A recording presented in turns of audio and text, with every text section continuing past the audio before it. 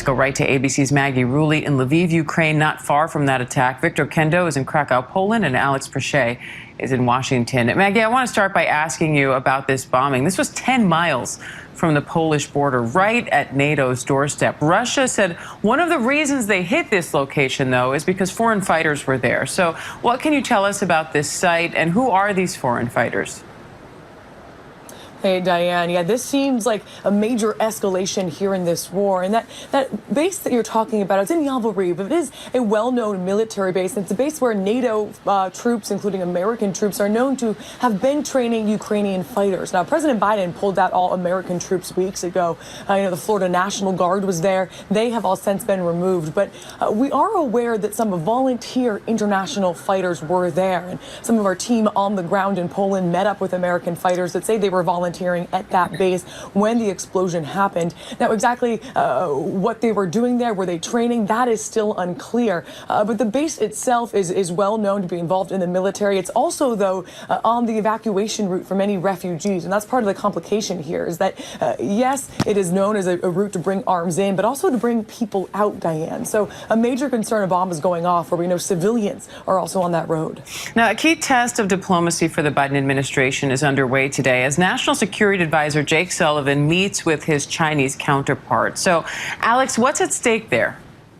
Well, Diane, there's a lot at stake, especially after these reports. ABC News hearing from a senior official that Russia had reached out to China for support in its ongoing war with Ukraine. China has called that fake news and says that it was a malicious attempt to spread falsehoods by Washington. But look, I mean, at this point, the U.S. says that it's watching China and its interactions with Russia. They've reached out to Beijing to warn them that any intervening in helping Russia, especially with some of the sanctions that have been levied by the U.S. and the rest of the Western allies, is something that would be taken very seriously.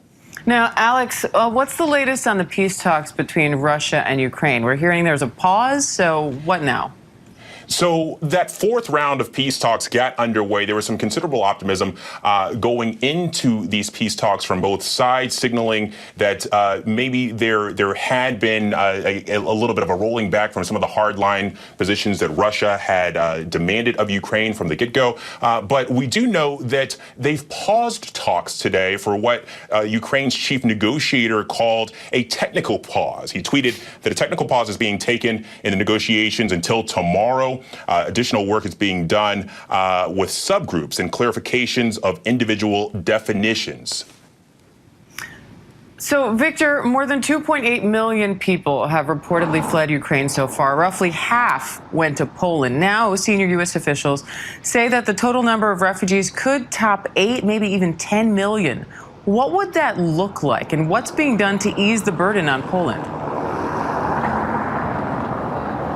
Well, right now I can tell you that the leaders of the biggest cities here in Poland, Warsaw and Krakow, have been warning that they are running out of room and resources. According to the State Border Guard Service of Ukraine, about 80 to 100,000 arrived in Krakow in 2 weeks. Warsaw has already accepted more than 200,000, and we have a source there telling us that that number is likely closer to 300,000 refugees there alone.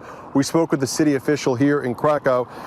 Basically told us that Ukrainians should start looking at some smaller cities within Poland that might be better equipped, better suited for them right now because they are just swelling up here in the larger areas in Poland. Organizations, though, are offering some free plane or train tickets to other parts of to other parts of Europe to help ease the burden here on Poland, which has taken in more than half of the total refugees so far. Diane? And Maggie, Russia has increasingly been hitting civilian homes and infrastructure with their attacks. We got reports of a strike hitting an apartment building in Kyiv today. So what's the latest on the fighting and the effort to get civilians out? Yeah, well, so many of these places, especially in Kyiv along the southern border and eastern front, have just been shelled and bombed for 2 weeks now, Diane. We've all seen those horrible images. Many civilians are still trying to leave, but many of the humanitarian convoys trying to get in have been stopped. Civilian convoys trying to get out have been shelled. Those that do make it out are trying to figure out what to do next. And Diane, while many are going to Poland, like Victor said, other places in Europe, so many cannot leave this country. They are still remaining in Ukraine. And for those internally displaced people, they're kind of stuck in limbo. it's hard to almost believe, but today 13 school districts open up across the country in Ukraine. They've been closed since the start of the war, but they realize that they have to give kids living in this war-torn country some kind of normalcy. We went to one of those schools today, Diane, here in Lviv. They just opened back up. Everyone at this school was back in the classrooms, socializing, and they also were taking in a lot of refugees from the east. We sat down with these kids, some in 4th and 5th grade, some in 8th grade, and they were talking to us just about how scared they were when a couple weeks ago they were told by their teachers to pack up everything they had. They were leaving that morning. They told us how they heard bombs overhead, and now they had to uproot themselves, have a 2-day journey here to Lviv where they know no one. They're here without their parents. All of these children were by themselves, and now they're back in school. And we talked to some of the guidance counselors there, and they told us it is so important for kids to have this sense of normalcy. And we saw them playing outside, playing with, kicking a ball around, laughing with their friends in class. And for a lot of them, you could just tell, that the joy of the children and their laughter reminds you that even when a country's at war, it's just so important for kids to have the chance to be kids. And that's why schools are open here, despite the danger that we feel here in Lviv and throughout all of Ukraine right now, Dan. And Maggie, is there any sense of more kind of tension there now that the fighting seems to be spreading to other cities?